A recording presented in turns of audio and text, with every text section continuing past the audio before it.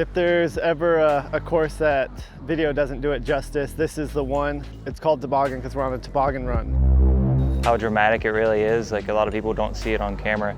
It's very steep on a lot of the holes. That affects my run-ups more than any other part of the game.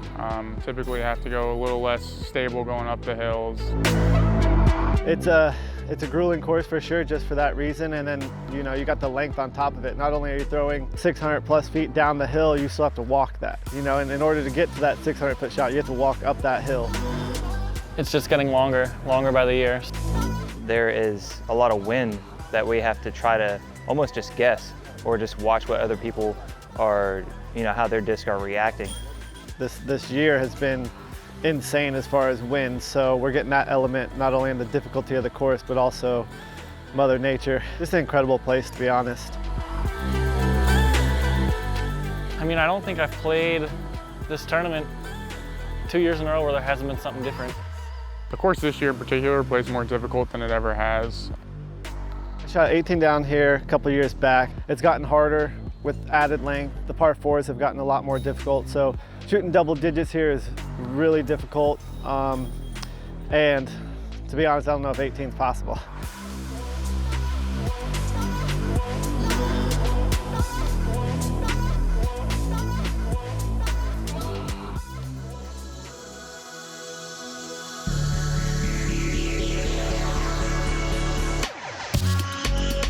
Hello and welcome to round 2 coverage of Discraft's Great Lakes Open presented by Grip 6. I also want to mention the 40th annual. Pretty impressive to be running this tournament that many years. You are watching JomezPro with Nate Sexton, Jeremy Koling, and Paul Ulibarri. And as always, we have an incredible card. I don't think we've ever brought a non-incredible card to second round action. Corey Ellis, the man whose best and first ever podium finish was this event last year. He is joined by Kyle Klein, who also had his very first ever podium finish at an Elite Series / Major last year with his runner-up finish to Eagle McMahon. He is at 10 under. He is going to be the hometown favorite as a Michigander. Paul McBeth, 10 for 10, finishing in the top 10. Actually, 6 for 6, finishing in the top 10 at this event. He won it back-to-back years in 2018 and 2019. And Calvin Heimburg, 8 under par, just 2 back of the lead. He has 2 Elite Series wins in 2019 and 2020, 1 in 2021 and 1 in 2022. He has been a consistent finisher, maybe the most consistent player we've really had at the top in the last 4 or 5 years. Stacked card. Yeah, looking at hole 1, going down the hill 516 feet. Really bad rough to the right, OB to the left. So this one is the backhand turnover or the low-driven forehand, but you've got to put some juice on it. Even though it's downhill, it still plays fairly long. I'm excited to see the contrasting styles of play that we have on this card. All players obviously with a tremendous amount of power. You cannot score low on this course without 500 feet of accuracy.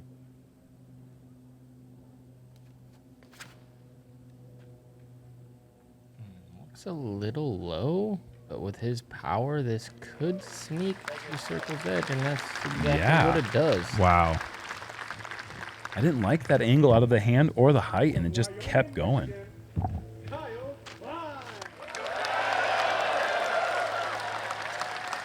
can hear the hometown support right there. Last year, it really felt like that crowd support was going to lift him to the title, but Eagle McMahon's such a difficult player to go against here on this course. Very inside, but he got a nice flip up. Does it have length? Ooh. Not quite. That went into the front, so you can hope he's going to have maybe a jump putt out of there, but I can speak from experience. It can get ugly. Most pros pride themselves on being able to find some way to scramble from inside 150 feet. You can find yourself 45 feet away from the pin and have no shot at saving the par if you're off to that right side. Wider. Looking, I feel like a little better. Skip maybe? Oh, and the roll. Friendly roll. Very friendly. Beautiful shot.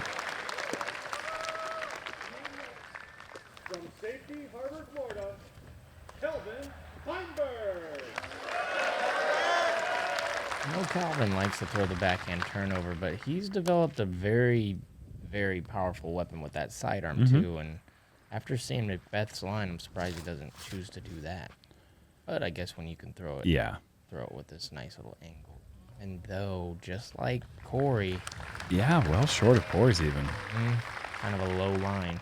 I think Corey and Calvin are going to be vibing off each other's lines. They have a very similar style.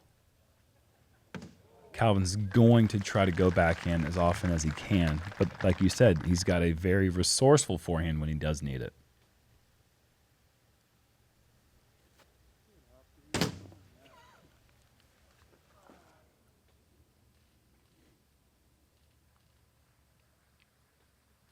Corey Ellis just outside C1 and just off the rim. His putter did not hit the ground inside C1 during round 1.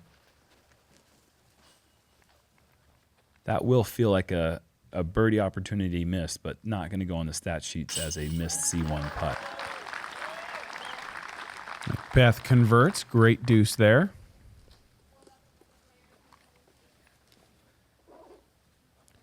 I think this is a tough putting green. It's windy. Elevated, obviously, but you're just not likely to be that parked. I think most players face sort of a nervy putt. Obviously, it's hole 1. There's wind, the elevation. Difficult green to make putts. It's the 3rd hardest hole in the course. And this is a very difficult course. I mean, a lot of the other holes that are factored in with the difficulty have a ton of distance or really tough rough, or, there's a lot of things that on hole 1 seem simple, but it's not easily birdied. Yeah, that's surprising that it comes in at that handicap. You just saw hole 2, way uphill, par 4. This is the 4th most difficult. So this course starts and finishes in a very difficult way. Kind of surprised that this is the 4th most difficult. I feel like there's going to just be a ton of pars, not a lot of bogeys. Right, and it only averages 4.03. Okay. Just not a lot of birds. Right, and that's the way this course is going to be. It's when we say this course is very difficult, it's difficult to score low on. It's not difficult in the way that you might see like a USDGC where there's a lot of out of bounds and some players are going to shoot 18 over. Yeah, I keep sort of making the distinction here, and it's a thin line, obviously. But I keep saying this course isn't hard; it's long, and maybe there's a difference there. It's not technical. It's not tight gaps. It's not tough out of bounds. It's just really long placement, and it's hard to consistently place a disc in a place that can score. Calvin usually does, and I think it's because he has pretty incredible form, and I think that we need to take a look at that with the Move with Purpose form review. Yeah, the thing we were kind of noticing about Calvin, the lack of that full extension that you sort of people will talk about getting your arm totally straight behind you. See here, he is kind of high up at the level of his chin, pulls through tight to the body. I just love how differently players can approach a backhand throw and still have obviously incredible success, as he's one of the most powerful golf line throwers that we have on tour. He really uses his long limbs to full potential. I mean, he just really gets around on that disc, and it has so much rotation. Yeah, even a standstill from there is a little bit ambitious from Corey there. If anyone could do it, maybe he's the only one that I would put my money on, but that was, yeah, like you said, that's a little too far for Corey. I mean, gosh, if you needed any kind of proof how big this hill is, Heimburg and Ellis couldn't clear it. That is just crazy. McBeth in a little better position. I would expect this thing will get over the top. Oh, yeah. And it will go 2C1-ish, maybe Close. edge. The crazy thing about this hole is that we said it before. It used to be a par 5. If this hole were reversed, it'd be a par 3. It'd be a 680-foot par 3. It could be totally reached from the top of this hill down to the tee. Wow. And a bullseye approach for Kyle Klein. Played the hole perfect, drive up to the shelf, and just a really simple approach. Or he made it look simple. I am starting to worry that I will never know what that feels like. I would like to see OB both sides all the way up and then make it a par 5 again. There's about 7 holes I would say that about. We've even tossed that idea around, like doing one side of the fairway, like forcing the Sure. issue, make the mistake right, but you're still in the tree line. This McBeth for a birdie. Just outside. Just. And that was little for the too lead. low. Yeah. For the lead, but now Kyle Klein will be going one up. McBeth's putt in Europe, I don't know if you guys were paying much attention to the event, was just fantastic. You could really tell all week he was on a different level. I mean, obviously him and Eagle provided the Mick battle, one of the great battles we've ever seen in the sport. But if he can take that momentum from last week's performance onto the green out here, I mean, obviously he's going to put himself in position with his accuracy. If that putt's dropping, I mean, just forget it. Hole 3, par 4, 915 feet. This one does feature OB on the left side as well as wrapping around the back of the basket here. Players are going to look to get as far as they can down the hill while staying away from that right side rough. One of the funnest holes we play on tour, I think. Yeah, this one's epic, absolutely. It's just so fun to be able to. You can go for it. You can throw any disc in your bag really to get into a position. Oh, need some help. No. No help given from the bush. I mean, that is a absolute bomb. Should be easy par save for Kyle, but out of bounds. I really like this play. Needs to flip, though. Whoa. And that's why I like it, because it is flipping. And it might not work. Oh, gosh. Oh, Wow. No. Yeah. Terry Miller's on the case. What was that, a Luna? Yeah. What, that was a Luna. Wow. And so he's able to throw it, and it's tough for that really to get too Yeah. far left. Oh, geez. I like this play. Watch. This is Corey Ellis like with this a play. bomb drive. Oh my gosh. I played with Drew Gibson today, and he threw it to those banners, to that wall. Yeah. I mean, this is nearly that yeah, far. that's nearly that far. But absolutely crazy. yeah. This one might be banner searching if it turns over. I'm just saying. Calvin, I think he's going T-Bird. Still could be banners. Eagle. He's going Eagle. Okay. But yeah, he's not needing any more than that for what he wants on his approach. Yeah, really actually pushing all the way up there makes you blind to the basket. So it's a Right. little bit weird. You'd almost want to be more left or shorter just so you can keep your eyes on the target. In 5 years, we're going to be commentating on somebody just being like, okay, he's going to go for the pin here. I think somebody will just... Anthony Barella, when he puts some, I mean, I don't know. He's so strong. How could he throw farther? I don't even know if we like. Oh my gosh! You think that we can throw farther than the best athletes are throwing? No. Us? What? Not us. Oh God, not us. What the heck are you even talking about?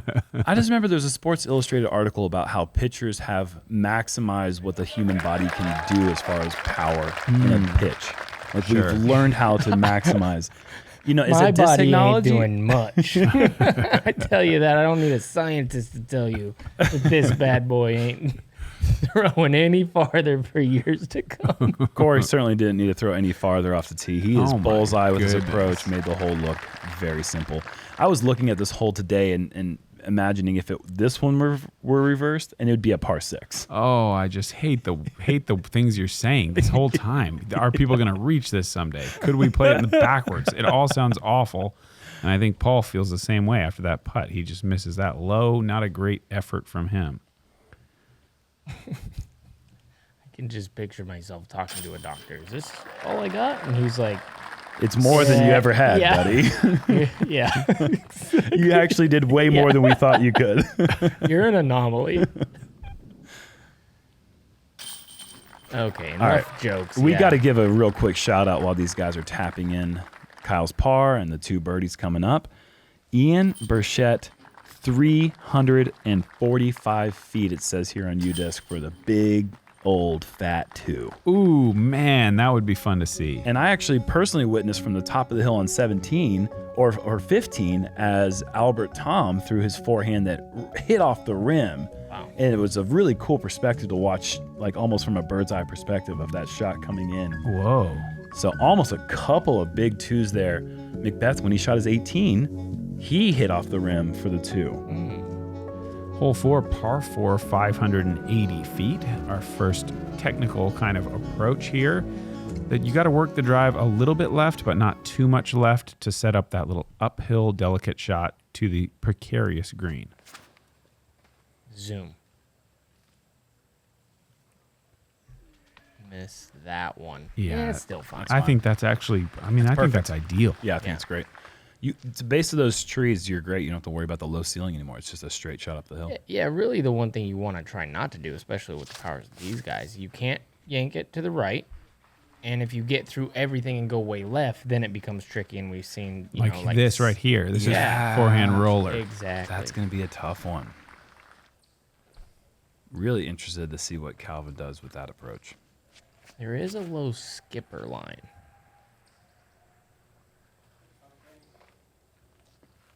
Yeah, and that's even a little worse. The farther back you get, never mind. What? It's dancing its way forward. It's got that thing on a fishing string. Just reeled that right back in. Fishing line. No, fishing string. That would be like what they hold the fish on. Not pulling in hoggers. You already caught the fish and you put them on a line. All right. So McBeth Or a actually string. And then, passed the...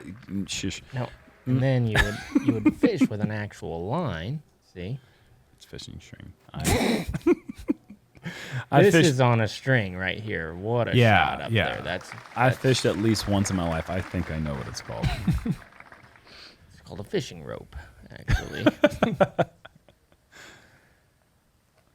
Oh, nope. No. Oh, gosh. That's too much cut. Yeah. You can kind of push up there and have like a really tricky long...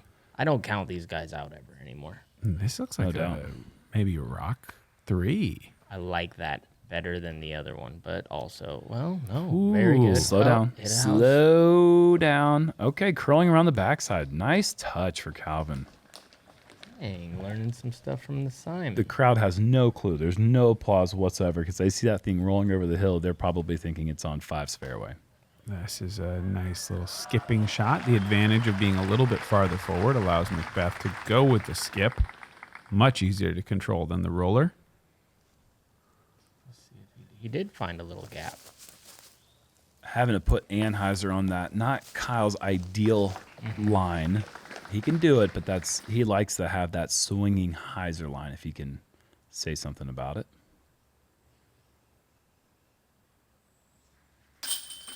And Calvin with another flick roller birdie here on hole 4. Seen 2 days in a row. Players too far left having to scramble and doing so very well.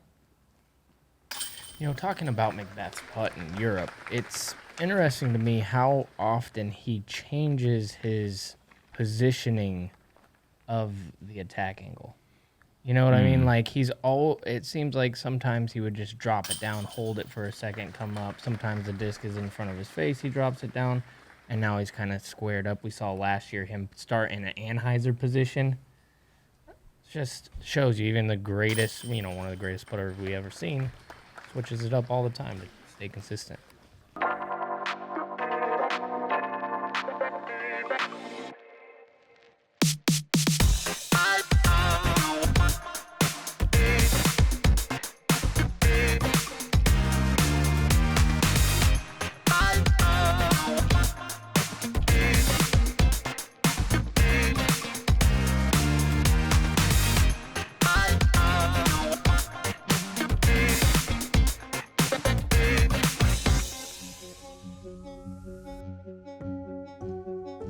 Looking at the beautiful tee shot of hole 5, 480-foot par 3, through the forest, over the grass. Stay out of the pond, though. There's a little bit of a marshland to the right and long, and it is delineated out of bounds, so you're going to have to keep this thing going straight. Missed these last couple trees. Maybe Corey Ellis can show us another one of those The Buzz SS. frozen ropes. Did you just say delineated? Delineates. What's wrong with that? Nothing. That's what SAT. I would have said that too. Oh, that's definitely a frozen pepperoni stick. Yikes. Boy, What's it gonna do now? slow down. Boy, oh boy. Not OB. I mean, when you step up and look at this, does this instantly go on your Dream 18? For me, yes. I mean, I think this hole goes on my Dream 18. It's a perfect disc golf hole. I think so. I think if I hadn't bogeyed it today, maybe I'd put it on there. But I'm questioning a lot of things right now. I bogeyed it both rounds. Still loving it. I've birdied it 4 rounds in a row, 2 practice rounds and 2 tournament rounds. I would have never in a million years thought liked that. a single thing you've said so far today. I know, It's crazy. me either. Whoa. Okay, early, but manageable. He got far enough up the fairway. He should be able to scramble.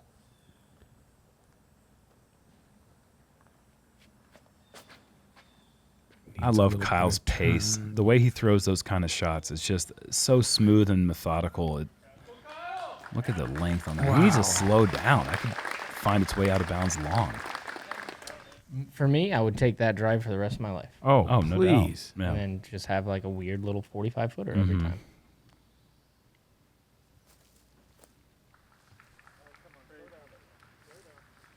Wow, McBeth in a little bit of trouble there. He's not as pretty far- close. yeah, not but as far. Yeah, well, I think we're overreacting. certainly not where he aimed his drive or his approach, though. Ooh, that's behind a log. Layup. I don't know. Calvin, I don't really see him laying up from that distance. I just think he misfired. That's just my personal opinion. similar to hole 1. He had it kind of drop on him. Ooh, sit down. There's that log back there. Save him. I don't know. Stay away from that weird log. It's in bounds at least. See if Corey can pick up a stroke or more on the card with a big birdie putt. Oh, also off the cage. A little low from him so far today.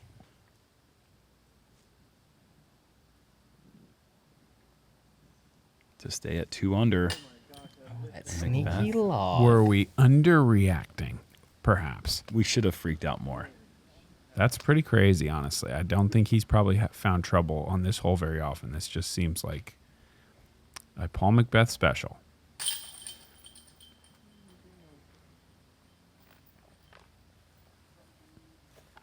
No birds on this hole. For anyone the whole day except for Jerm. There's quite a few, actually. Yeah, there was a nice one there's from gonna Reed be. Friscura from 140 feet out, but the rest of them were... And I do have to say, as annoying as it is that all you can do is birdie it, it is incredible that you're hitting this with the forehand destroyer and playing the angle so perfectly. Really impressive. I give myself enough, I make enough self-deprecating comments that if I do something that I'm a little bit impressed with, I'm going to go ahead and say it. You know what? I get the mic. I can do what I want with it. Hole 6, though, is a par 4. It's 519 feet, working from left to right up the hill, and then again left to right around the little corner here. Very cool hole. You're going to see sidearms off the tee, backhand turnovers, flex shots with a stable disc, and the occasional roller. Corey went big off this hole yesterday. Yeah, a lot of power, a lot of angle. And look at that. He's doing it again. Why not? That's almost out driving the main landing zone, though. Yeah, it is. He's going to have a awkward pinched Anheuser, I believe. A little wide. This, I think, is better because it's shorter, and obviously with the kick out towards the middle, it makes it a lot better.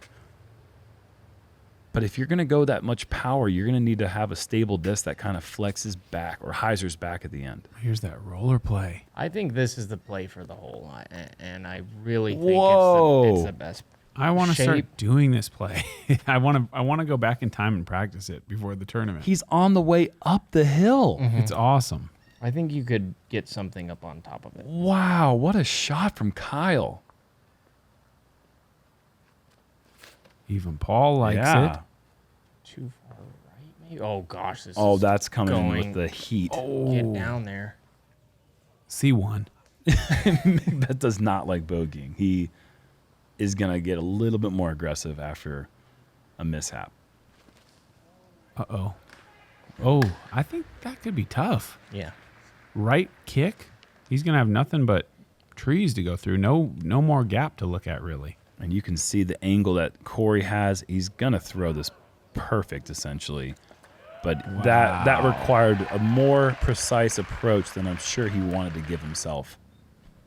And I want to throw a shout out to Ben Calloway, who yesterday threw it into the ditch with a roller and then threw it into the basket from there for a 2. That's right. And Calvin hitting a spectator in the hip. Oh, man, that saves Calvin some distance, but I don't think it really would have made that big of a difference. I mean, don't see him making that putt. He might make that. Yeah. I think it saved him 30 feet. Yes, certainly. But, I mean, if he doesn't make that, he's getting up and down either way. Of course. Honestly, on this green, 50 feet is the last place you really want to be. No doubt. If you hit the cage, it could be rolling quick. So you almost might wish to be 80 and just take it out of your mind, let yourself lay up. See if Calvin can convert here. Oh, that would have been a crazy save. And Yeah. let's not forget, Kyle Klein just threw a jump putt. Yeah. I mean, that's where a lot of people are throwing their third shot from. He didn't look interested in running it at all. Happy to just I don't even give me know that birdie. He threw it so far. I don't even think he had to look at the pin. He was up the hill. And if you turn it back and watch it again, the roller, it hit something going up with speed. Yeah. Mm-hmm. Still made him have to have a little work there. Yeah, maybe a little. Maybe it was hard to get a real good read on the distance from his angle on the hillside.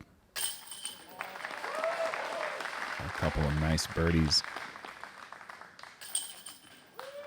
Corey, McBeth, and Klein able to pick up the birdie while Calvin takes a couple of strokes in the wrong direction with the bogey.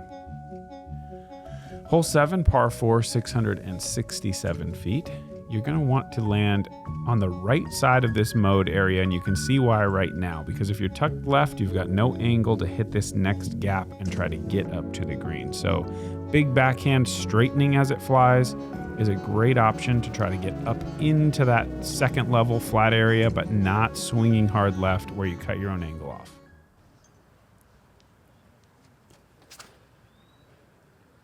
Lacey Lou. Oh, yeah, that's got the heat, too. Oh, my gosh, the straight skip.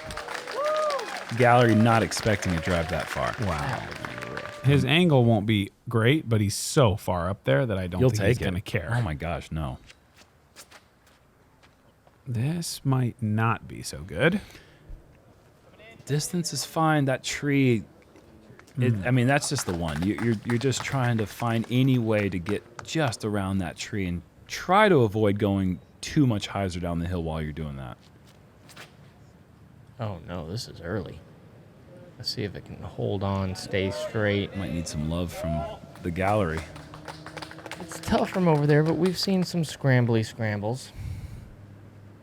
Birdie is definitely, I don't think, out of the question. Not out of the question, no. Yeah, but it's going to be tough. Another one that's early. This one might be going so straight. Whoa. Wow, these guys really had to be light on their feet. I'm going to put every single person in that little chunk of spectators on my dodgeball team. Wow. Kyle, Wow. look at that. Fantastic. That is making lemonade out of lemons right there. That's a fantastic approach.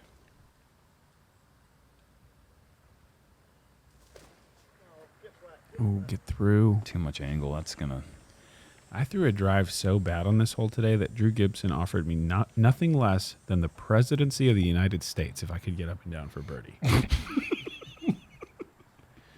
I didn't come through. Otherwise, you guys would probably be saluting me right now. Oh, that's a funny one, Drew. He just has the power to grant that, huh? Oh, well. We'll never know. I did not get up and down. Wow, that is how you do it, folks. Easy little hyzer, angle, no problem. Less than 200 into the basket. Paul going to figure out a way to sneak this one in. Wow. Ooh. Usually we're due for like one or two around. Oh, we're going to see one. I don't doubt it. What a birdie pickup for Kyle. Out of position. Doesn't affect him in the slightest. He is now 3 under on the round. And you just don't expect, if you're going to birdie from where he was, you would expect it to be done with the putt. Yeah, long putt. You wouldn't think you're just going to smoke it around the blind corner and skip it flat right up there deep into circle one. Yeah, perfect nose angle, getting the full skip potential all the way through, and it will be McBeth with the only par on hole 7. I have never seen another group of people talk about their thing the way that disc golfers talk about our thing. And it feels like you're a part of it. It feels like no matter how big the sport gets, you being a part of it, you feel like you have an investment in it, and it's yours. Let me into my zone. Please don't let me into my zone. Let me into my zone. Let me into my zone. Let me into my zone. Please don't let me into my zone. Please don't let me into my zone. I just need some time of my own. All these people trying to get a conversation. You can conversate to that tone. God up on that throne, yeah. So I'm never alone, yeah. Ballin' can't beat me up, cause I'm back in my zone now.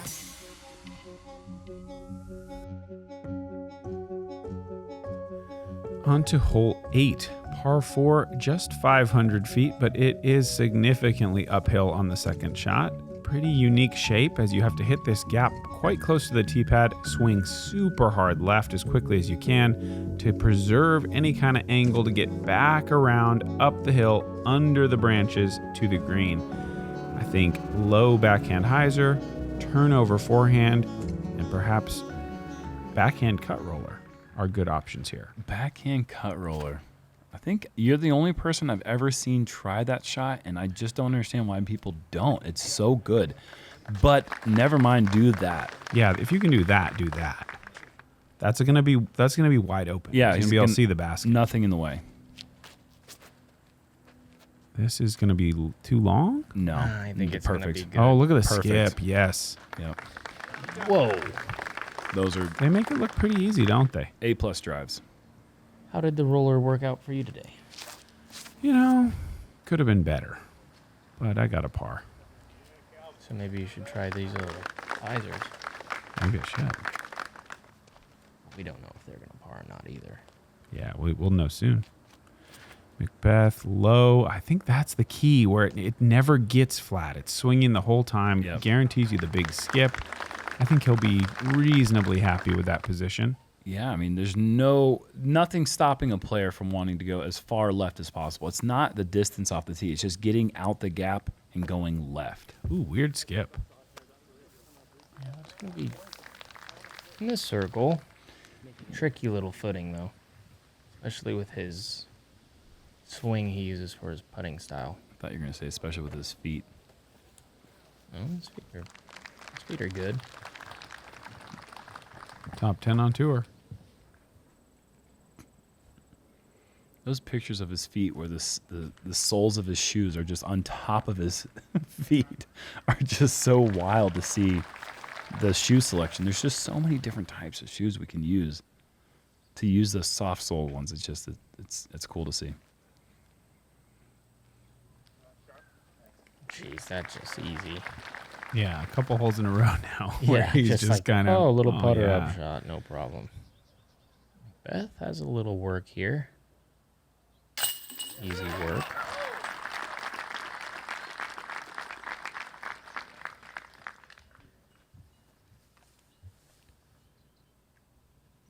Oh, what do you got here? And that can roll, as we've seen in the past. Sarah Hokum with one of the slowest, most brutal rollaways ever caught on film.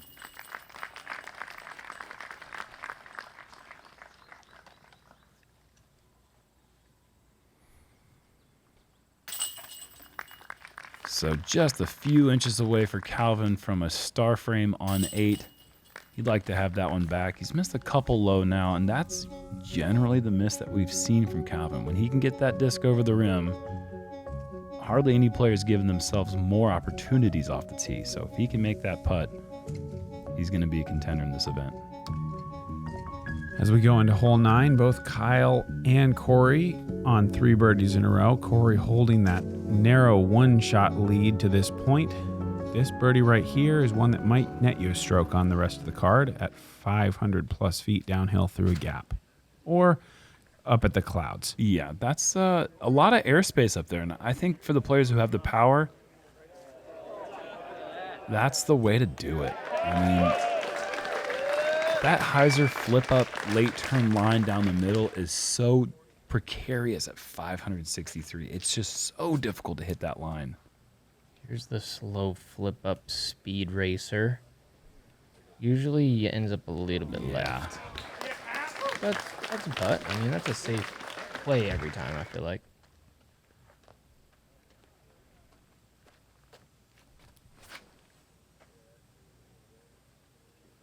Going to be down left.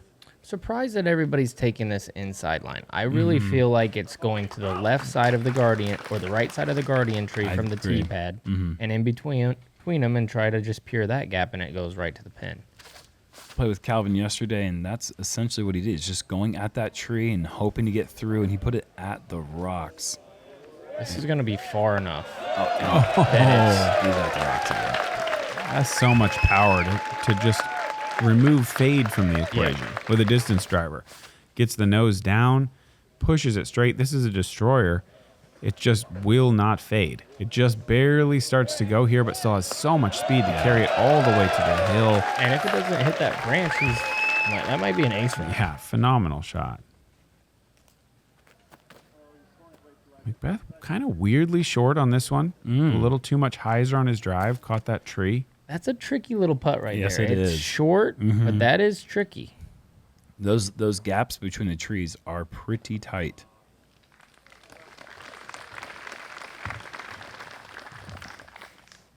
And Corey now with a chance to open it up.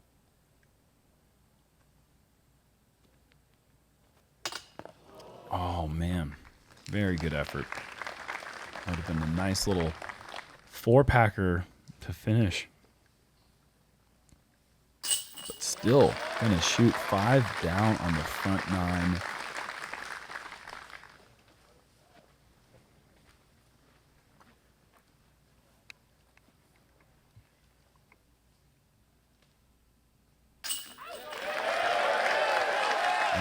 Great birdie for Calvin.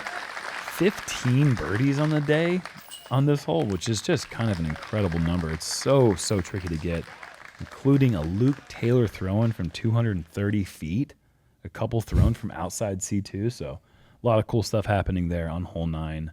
Very difficult hole. I floated one in from 70. Did you really for par? Nah. Did you birdie that? Yeah, for par. Oh. You do me wrong, sir. There it is from 70 feet, Nate Sexton. I just kind of jumped my way down. I was still 70 short, and happened to cash a big par. So happy. Boy. 9 holes. We are halfway through the event.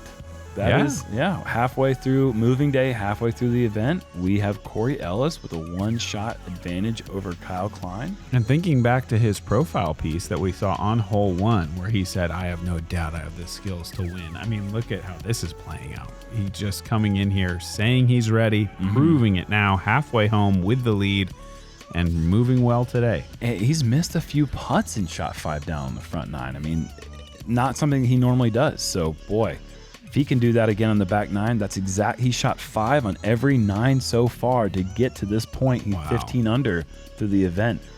If you match a 5 down on the back 9, no doubt in my mind, this man has a couple shot lead going into Sunday. Gotta be a couple at 20. Wow.